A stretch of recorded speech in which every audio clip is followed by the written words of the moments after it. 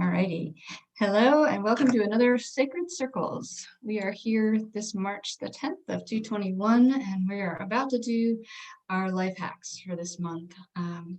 We are covering the shadow side of things this month, and if you joined us earlier, we did a couple of talks about what the shadow is, which is basically anything that you are not aware of about yourself is in that shadow side. Some of that is the stuff we don't want to look at, the things that we might want to suppress or put aside and not face about ourselves, the things we don't like. But also sometimes we put our gifts in there, the things that we really shine with, but are maybe afraid to put out in the world. So it's just all the stuff that we're hiding. And it's natural that we do that as humans. We're living a duality at all times. So if you missed any of those, the two main points was this is a natural part of being a human being is to have a shadow. You're a light being with a shadow alongside every day. And today we're going to look at how to process that, how to really work with it. We talked a little bit about what it is so far, but it's important to not just stay with awareness, but also move with it so that you can develop a relationship with that side of yourself so that you can maybe heal some of it or at least be aware enough so that it doesn't hold you back, especially if you're pushing aside, those positives. Your own self-doubt can keep you in the dark so much more powerfully than someone else sometimes. So I'm going to look at that. And this is to your benefit. I know it's never fun to look at this. I know the shadows seems dark and scary. But if you're willing to take that step, you can improve the relationships that you're having. The things that are playing out in our world are based on your own belief system, how you see things. So if you start to look into your shadow, that stuff can start improving. It's also stressful to hold things back. It takes energy. So it wears on your physical body, it wears on your energy body. So you can have physical problems from that, emotional problems from that. So as much as we think we're hiding and suppressing, it's really just making it worse. And it also stunts your ability to kind of evolve in a way that you're naturally wanting to. Again, it takes a lot of energy to hold yourself back. You're a powerful being. You are moving all the time. So you're losing a lot of energy towards that if you don't take a step to just get to know yourself. And you'll be more creative because you have another whole side of you that's just bursting and wanting to be part of this world. So I think it's fun. I know Shannon would argue. I don't know if I would argue it, but yeah, I tend to I don't like to unpack it all to that detail. I don't like to spend that much time on the stuff that is, yeah. Yeah. I tend to just use art to go through those things instead of the opposite. Doesn't mean it's not valid, or I don't think that it's good for you in any capacity. It's just a different process. And art's a way to tap into some of that. So that would maybe give awareness. But if you're not walking it around and really using those gifts that you do have in there, it just lays a little dormant. It's not like you can't live happily, but there's so much more that you can open up to. So part of this process, because it can be a little bit painful to dig into these places, it's really good to remember your self-care. It's important to stay grounded as best you can, or stay centered as best you can. And we have other things in our library of content that can help with that. But just a reminder that this is an important time to nurture yourself. And we can talk about that too if you want. But today I have a process that I was going to share with you, and we can walk it through together. This is by a philosopher named Ken Wilber. I don't know if you know him. He's awesome. He wrote a book called A Brief History of Everything, which I love. We studied that in school. when I was studying holistic counseling. So it was all that big picture of how creativity and society and spirituality all fit together. So he's pretty famous in those circles, but he wrote a book called The Integral Life Practice, and he talks about the shadow. And we're going to use his 3-2-1 shadow process today to just see how it plays out. It's very hard to notice. These are things that you're not noticing when you start to look at what's annoying in the world or the people that are upsetting. That's your shadow playing out. That's your shadow reflecting back to you. And that's when we get to work with it. That's why we're here together doing this. All your relationships are little classrooms for you to now witness and work with your shadow. So if you take advantage of it, that's just going to propel you that much faster. So, if you're ready, are we ready, Shannon? What?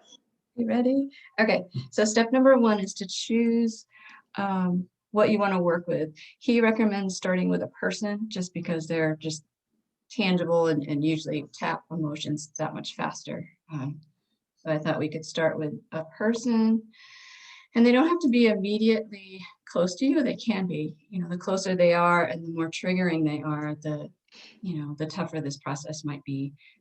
But to show how this works, we don't have to choose a high trigger one.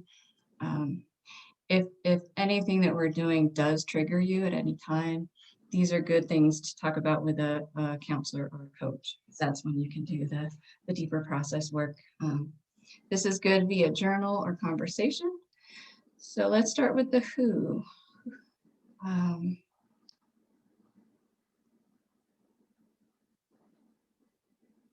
Once we have a who, then we'll talk about what's so irritating. And we can use fake names. You don't have to out somebody here.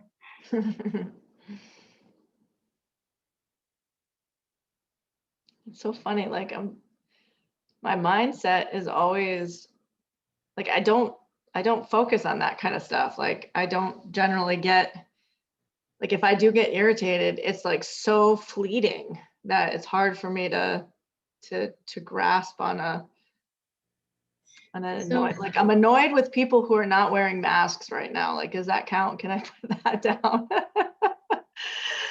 Is it triggering? Yes. Yeah. Maybe annoying isn't the right word because that was just the top of my head. Yeah. But it could be anything. And it could even be positive. If you really look up to somebody and you just idolize them, that positive feeling, you're feeling outside towards the other person, but that's also triggering something in you that hasn't been expressed yet, something positive. So anything that we're really tuning into on the outside has a link somewhere. Mm. And we have these exchanges all day long. It could be somebody, I think I've told the story before about, someone in the grocery store that I found annoying until I understood where she was coming from. But it took the whole grocery line of me stewing about this thing until I got up to her register and then realized what a wonderful person she was, So that whole trip of me in that line, I'm frustrated, I'm late for work, all the things, I'm impatient. All of that is me. That has nothing to do with her. She's just doing her job, doing her thing. And then when it came to her waiting on me, I could see why it took so long. She did a fabulous job, So it's not always about the other person. It's just wherever you notice yourself feeling that emotion, something, anything. I know it's hard. I know, like as you're talking, I'm sitting here thinking like, just chill. Are we okay? Like, so maybe those aren't the things that annoy you or would trigger you. So masks, we can start there. Or maybe it's, you get really passionate about a certain cause because, there's something in you around that.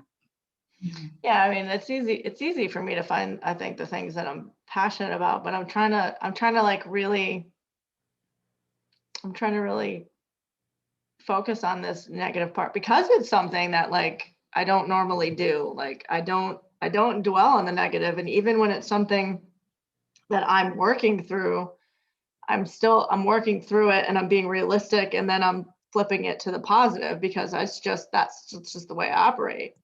And that's how I process. So doesn't mean I don't work through it. I just do it that way. So this is really challenging for me, because I'm really having to switch my brain around and focus on what is bothersome and what is negative, because I don't do that. I don't focus on the negative stuff. I mean, if it's something that's happening to me like right away, or, then it's triggering, that kind of thing. You have no choice to focus on it. But even with that, like, I fight it and I yell at myself, like, just think about something else, or do this, or do, that kind of thing. So do you think you're not allowing it? What's that? I don't think you don't process things, because I know we do that together sometimes. But do you think in those moments when you're hit with that, it's a quick jump to the other side? Because that's a fear-based one. Maybe it's not irritating, but it's a fear. I don't know, maybe a fear of feeling gross about it, like a fear of being sad or angry or something, possibly. I don't know that I'm quickly jumping about it. I think it's more that I normally don't even see it. Like, it's, like, if I had to pick something right now, the only thing I can think of is driving, and people that don't know how to drive correctly. And not like, so it's like, All right, so people that don't know how to drive. yeah. So we got to get at what triggers you, because it's not so obvious, because we're talking about a general population right now. So what is it? I have to ask you a couple of extra questions. No, that's fine. Go ahead. Use me as the guinea pig. So what is it about those people that bother you? It's like, if they're not following the simple rules of the road kind of stuff. Like, you're in the left lane when you should be in the right lane. There's a whole nother lane for you to use. You're just being inconsiderate right now. Okay, so they're not. It's probably the inconsiderate aspect of it. Yeah. Like, if they're doing something that doesn't affect anyone else, have at it. But if you're doing something that's like, now you're like causing a problem in traffic, or it's dangerous, or, whatever, that kind of stuff. Which in turn, you being also in the traffic. Yeah. It comes back to you. Yeah. Right. Exactly. Right. Yeah. So they're being inconsiderate. Yeah. And, a lack of awareness, maybe. For them, yeah, they're not noticing you or the impact on you. Maybe that's it. You might have just got right to the crux of it, is they're just not noticing that it's affecting other people, and they need to just be aware it's affecting other people. Right. And other people is you. Sure. We're always going to go back to you. Yeah. All right. See, and that's hard too, because I'm usually like, I'm all about like being the voice of the people. You know what I mean? Like, I would have been with Joan of Arc marching right up there, this voice of the people. So why is that a thing? Because that's also, so we got two things going on. So there's the inconsideration, and you're not getting like noticed, like your needs aren't being noticed in the traffic, and I get it. I can relate to that. I don't know if it's my needs. But that step further, where you want to put all that energy into fighting for other people's rights, what does that do for you? There's something underneath that as well. You just hit another layer. Get you not wanting to do shadow stuff. It's not that I didn't want to do shadows. It's that this is challenging for me, because I don't think that way. You have to kind of like pull it out of me. You have to do your thing and pull it out of me. Oh. So the what we can see about you is that passion that drives, and lots of people are passionate with anger and all those things manifest in a productive way in the world. But what is that really triggering underneath for you? There's a reason that you're that passionate about defending other people. I don't know. I think I have always kind of felt like there's people that they can't physically, or they can't emotionally speak up for themselves, and I can. So it's like a responsibility kind of thing. I don't know. just kind of always been like that. Even when I was a kid, just stuck with me. Yep. Yep. That's why I write and blog a lot and, share stories and things like that, because it's every time I do it, I always get somebody back that's responsive to it. Like I've said something that, helps them through the day, or, whatever it is. Like it's just being the voice for them. They can't, so, they know that they're not alone. So they're taken care of. I don't know. Right. I know. And there's always going to be more questions than answers, right? We're digging in darker place. Well, that's me right in a nutshell. More questions than answers. I'm always pushing the envelope for that. So when you're putting out that passion, you're finding meaning in that. I do think that there's something to the fact of, and this is kind of like a recent revelation, that it's like that purpose thing for me, where like I feel more valuable, I think, if I'm helping the masses. So and I think it's because I can do it, and certain aspects of it I like to think I'm good at doing. So I know that I can make a difference in whatever it is that I'm doing. Sometimes it's what we're doing here, and sometimes it's just helping the person get the heck out of the way in traffic so that everybody else can go by, whatever. Like, but it's just whatever I'm doing. It's not just helping me; it's helping other people, which is why the whole self-care thing is difficult for me. And I think a lot of people in my situation, like all of the healers and the nurses and all that kind of stuff, like self-care is an afterthought a lot of times, because they're spending all their energy and effort focusing in on other people, which I think maybe why some of these things, now that I'm thinking about it, maybe why some of these things are actually triggering more, because we're doing all of this stuff for everybody else all the time, and should be a simple thing. Why aren't you doing this? So we need a little bit of that. We need like that care from others, because we're not necessarily giving it to ourselves. Correct. So when you give to others, you feel more valuable. So that meets that need to feel valuable, have purpose.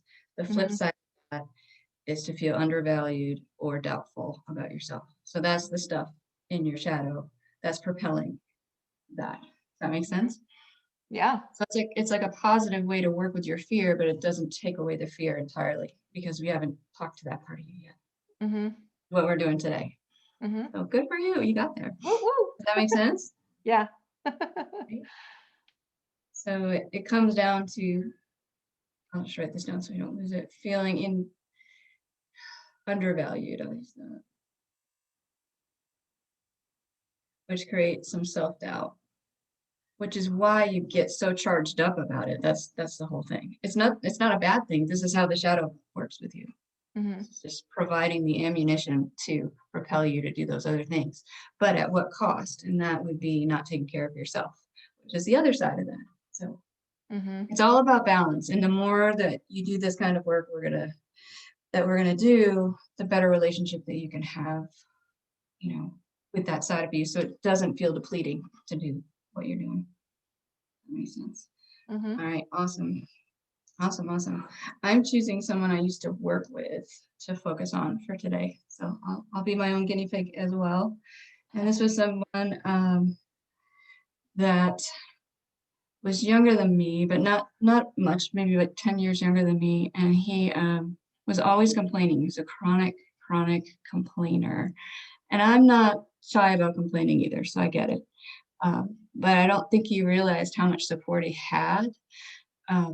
Because he was in his mid 40s or early 40s, living at home, going to school full time, and still complaining that was too much and overwhelming. And when I would try to share and have a conversation, he would minimize my stuff. And then, those people that one down you, right, that have a worse thing that so it's like this competition.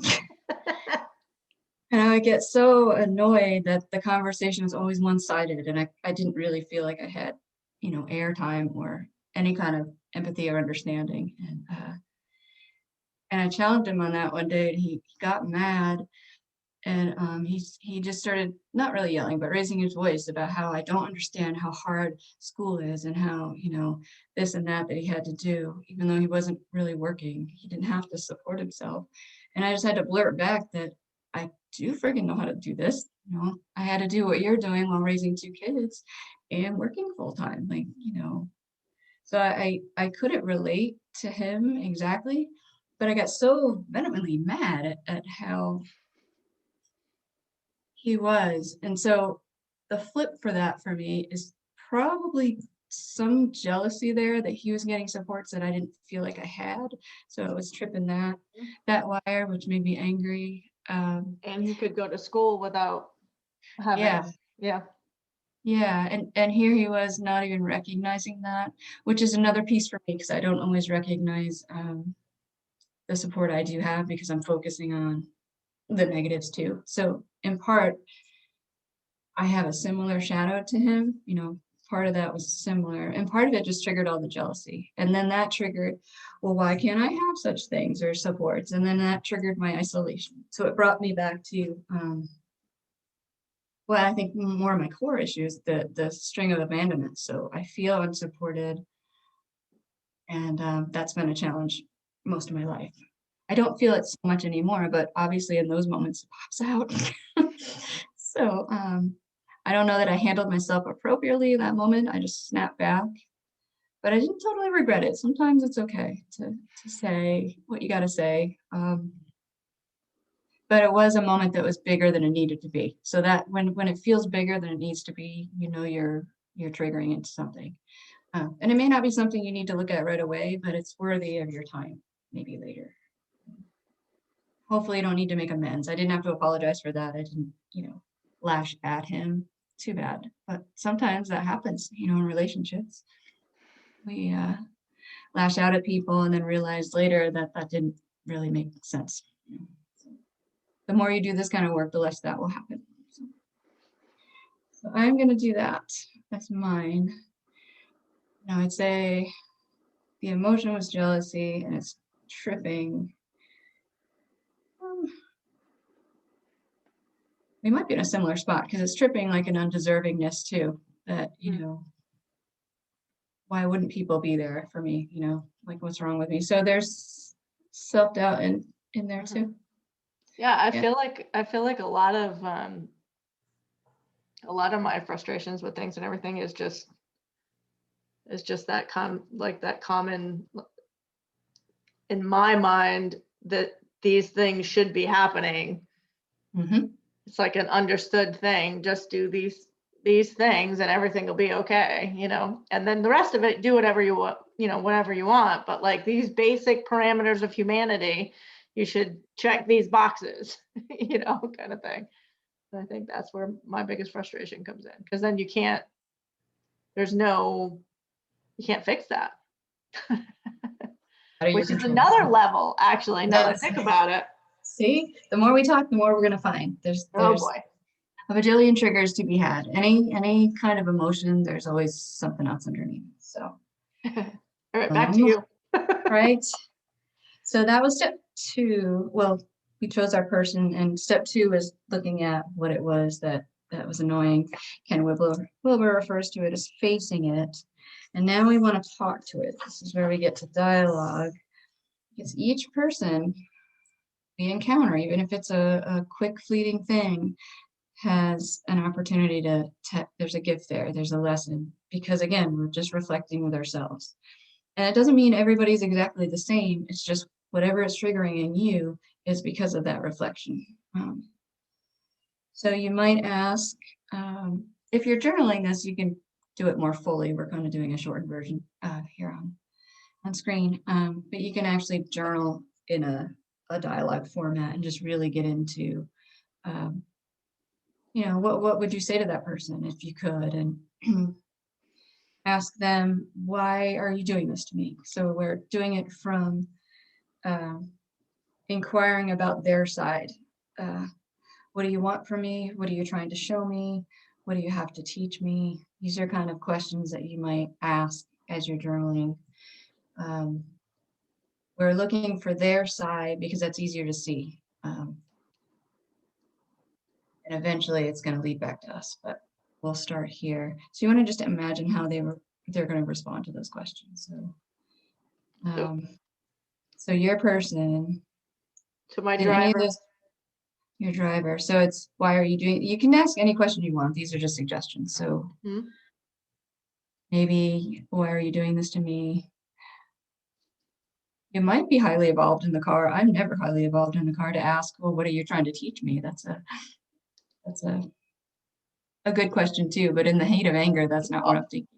It's always patience. In the car, that's my lesson all the time. Patience. Is patience. Yeah. And I know that, like, because I'm a believer that, like, things, the timeline and all that stuff is an important factor in all of this. So if somebody's slowing you down in Yeah. traffic or doing whatever, then there's a reason for that. That slowdown is going to affect you in a different capacity. There's something you're missing because you're in that slowdown. That's just my belief. You're right. Right. So normally I'm fine with that kind of stuff, but it's like, you know, there'll be little things. And it's usually, you know, of course, when we're in a hurry, or, you know, when we've got something going on or whatever, like, that affects us. When our needs are increased, we put that responsibility on everybody else. You know, your need to get through the grocery line and Yeah. you know, that kind of thing. So our needs go up, and so then we require more on others. And I always go back to a quote: "A lack of preparedness on your part does not constitute an emergency on mine." But it does. But that's what we do, right? Yeah, exactly. It's exactly what we do. We throw it in there, and then if we've got our own stuff going on top of that, if we've got our own emotional stuff that we're dealing with, and that plays it all into it. So it's, you know, looking at what these things are and doing these exercises in a capacity where you can start to be aware is just so important. Yeah. And again, you could do this later when you're not so angry. So patience for you. I think, I have to think about why are you doing this for me? I think it was just a witnessing again of that feeling of not being heard, which is an old wound of mine. So it was a way to trigger that emotion and give me an opportunity to handle it differently. I actually said something I was thinking at that time, even though it had an edge to it. There was a lesson in just giving voice to how I was feeling at that time. So I think that's part of it. There was a bit of jealousy there, so that pointed out my need to, you know, just kind of reassess where I am, because my life doesn't have anything to do with his, whatever that story is. And full disclosure, I don't know how many months later, 6 months later, I found out that he had a medical condition that was causing him to be very tired. So most of his complaints had a physical reason, not to mention other, you know, he was still a privileged person. So it didn't change his attitude too much, but it changed mine once I understood that. I felt less judgmental and angry about the whole situation. Yeah. And it just reminded me that everybody has a story. So as ridiculous as the other drivers might be, they're also trying to get from A to B and have lots on their mind and all the things. We just don't know. We just don't know what we don't know. So. Yep. Everybody has their own thing. And none of us really wake up intending to harm. I don't believe that fundamentally. I think we're all trying to get our needs met, and we're not all that great at getting them met. So sometimes it comes across very awful. So we get caught in each other's webs all the time. I think if there's anything more with that. don't think so. Probably there is, but I can't think of it right now. All right. So the next step is to start to be the person. So this is an exercise. It's not a real thing, but just start to take on those qualities that annoyed you. So for me, the first thing that came up was jealousy. And it's just, it doesn't mean you have to be a jealous person, but just own that part of you. There's a, we all have these pieces, and it's okay. These are emotions, they're triggers, they're just telling you when things are out of balance. So if you feel jealous, it means somebody has something you want and you don't have, and there's a lesson, there's a process to be had in that. So it's not necessarily a bad thing to have jealousy. It's just pointing out something to you. So it's okay to own something and not own that you're not a bad person for having that. Does that make sense? The words are getting cold. The sun went down, words went with it. Yeah, I don't know what it is about today, but yeah, we forgot to say the date too for this thing. Oh, Let's say it now. It's Wednesday, March 10th, 2021. Okay, now I'm triggered. I said I did twice. Did you say it? Yes, in the beginning, and then I just said, yes, I said it. I did. Oh, I didn't hear that. Yeah. See how triggers happen? That just happened. That's Yes. so funny. Oh, All I right. totally, and see, I'm. So she wasn't listening to me, and there's, Yeah, my we're back to square ability one. to pay attention has really diminished today. I shut down about 6 o'clock today. My brain was just like, no, I don't want to do anything else today. Yep. Yep. All right. So let's do some, I'm going to call them embodying statements. These are I statements that we use, the things that triggered about this person. So I'm going to use the word jealousy.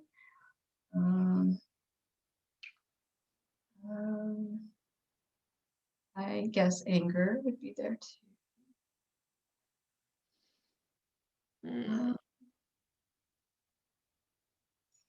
And I'm going to use the positive that came out of it, which was heard. I felt like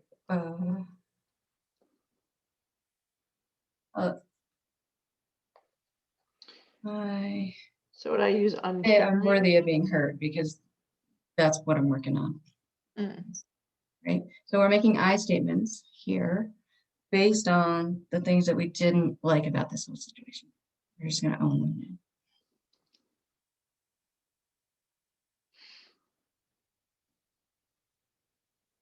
So kind of like I selfishly only cared about what I needed while I was driving.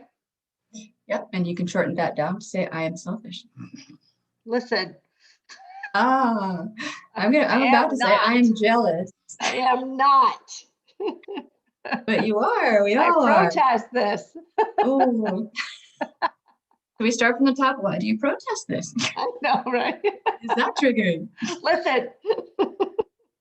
We could do this all night. I'm gonna go get that video and play it.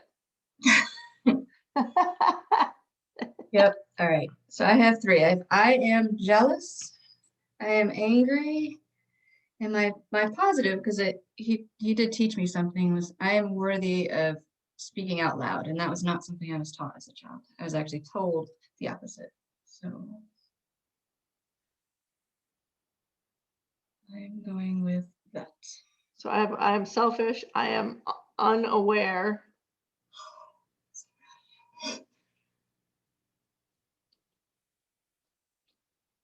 And I'm doing whatever I need to do for me. Okay. Yep. Yep.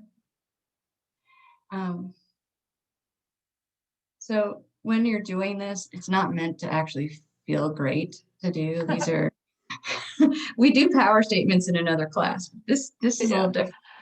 To beat yourself up a little bit to get to the nitty gritty of stuff, make you look at things and just kind of sit with it. Yes. So it's meant to feel awkward. It's not it's not something that's come to light probably for you before, or at least not in this way. Same for me. I kind of saw this in a different way, just talking about the story again. Uh, so it should feel awkward and it should feel a little messy. And again, if it's triggering something deeper, please get support. This is not meant for you to have to do alone. The whole idea of shadow work is how it reflects in the world. And so the best way to do that kind of work is with someone, whether it's here or somewhere else. It's all about mirroring. Um, so now that we've owned it, what do we do with it? This becomes a little bit of an unknown. This is sort of the homework piece of how do we walk in the world with this new awareness, with this new idea that we have, and how do we relate to that? And Mr. Wilbur, at least in this exercise, doesn't really explain that. So we're going to have to brainstorm a little bit because Well, you're like, in, no, what's go that? ahead. Go ahead. We're just in the process of re-owning that part of yourself. Like, I know it was hard for you to say I'm selfish. So like, what does that look like to just know that? Just let yourself be that, really embody it.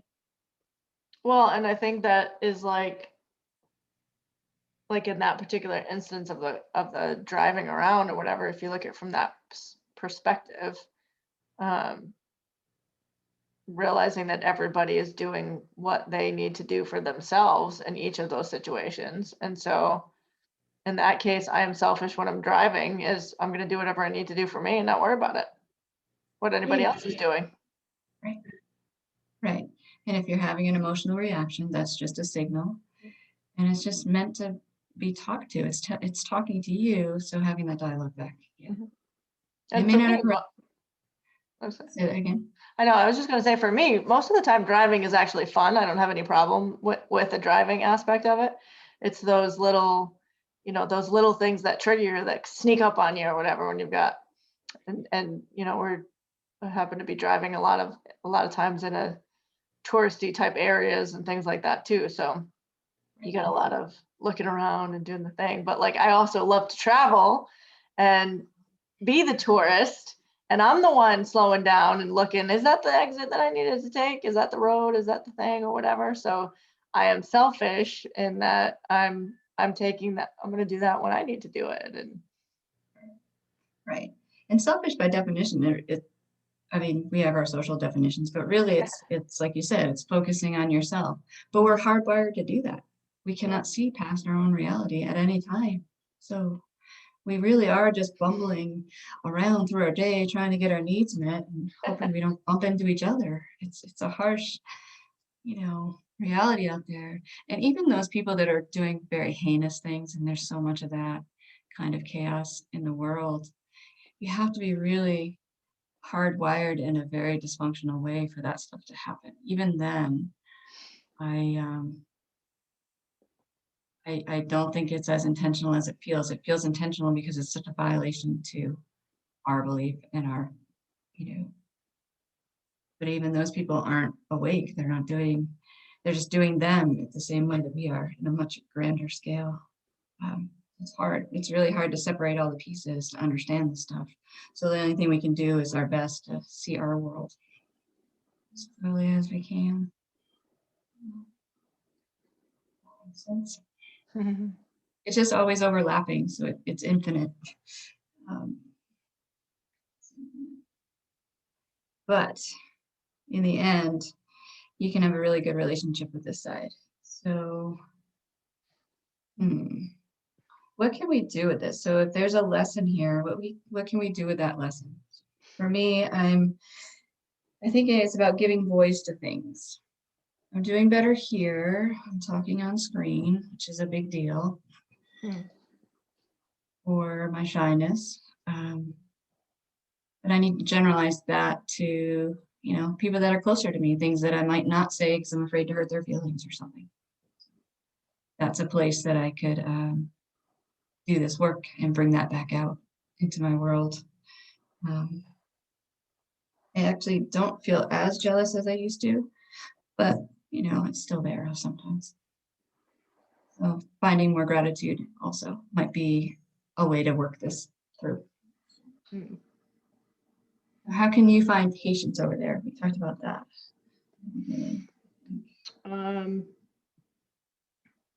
Well, I think it's a little bit of just the whole control thing, not needing to, Yeah.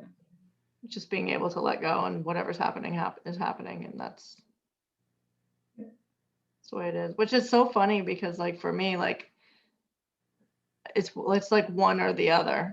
I'm either like totally going with the flow and totally cool with what everybody's doing and understanding of everybody's got their own thing, or I'm just like, what are you doing? Like, Yeah.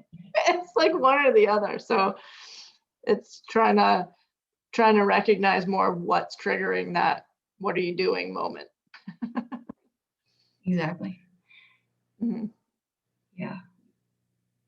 Yeah. What are you doing to me, right? I know. Mm-hmm. I know. Yeah, and internalizing it. Why is this such a big deal to me right now? Because Yes. that's really the underlying question. Why is this bothering me right now? What do I need to do with it? And Right. in my case too, a lot of times I don't deal with it at all. Like, I'm just like, it's not a big deal. I'll just brush right past it. Yeah. Which most of the time I think serves me well, but then that will kind of build Adds up up. sometimes. Yeah, and cascade depending on what it is. And then it'll be like, oh my gosh, what is happening right now? So doing a better job of. Yeah, it becomes big, and then it can get displaced to the wrong person. I remember when my kids were little. My my kids were little, and my ex would come and pick them up. Like, he would get them off the bus because our work schedule was different. We were already separated by then, but he would like look at my mail and look at my fridge and invade my space when I wasn't there. And I came home from work and I'd made chicken. I'd made a barbecue chicken that I was gonna, use for a few meals for us that week. And there's like 2 or 3 legs missing out of the pan. And I'm talking to the kids about that, and I'm like, "Where's the chicken? Who ate the chicken?" And Nick, my son, says, "Well, Dad was hungry, so I fed him the chicken." I'm like, "You do not feed your father the chicken," because he wasn't supportive at all financially. And I'm like, he was little because I had to bend down with my finger. I'm like, "You can feed the homeless person on the corner, but do not never feed your father the chicken." Oh no. He's like, "But he was hungry." And I'm like, "No, that is not that's not the point." So I'm like venting about something that had nothing to do with my poor kid, uh, over chicken. It was chicken legs, not even the most expensive of chicken parts, but because it was a bigger thing, it was a bigger trigger for me in that moment. It's a funny story now. We all laugh at it now, but now the chicken story. The chicken story. Remember that day Mom lost it? Over chicken legs, yeah, that was pretty awesome. But that's how triggers work. So that was not my most appropriate parent moment. But I was able to call it up later and we did apologize. It was okay. He might have been sitting down. Maybe he was older than I thought. I don't know. I just remember looking See, you down. suppressed the memory. I know. I know. But it's funny how triggers will come up in such a big, strange way that makes no sense at all. It has no rationale. So, Mm. anyhow, So the moral of the story is, when you're don't feed your father the freaking chicken. out about, yeah, don't feed your kid chicken. When you're freaking out about something, you're not sure what's going on, you're really emotional about it, or you've snapped, or you've done something, just try to get yourself to look at that particular emotion and why it's so important. Just ask the question, why is this so important? You're not a horrible person when that happens. And then go through all of these things that we talked about Yeah. today. But like in that moment, just say, why is it so important? And maybe take a breath. Do what I used to tell the kids. Start at 10 and count backwards until you get to 1.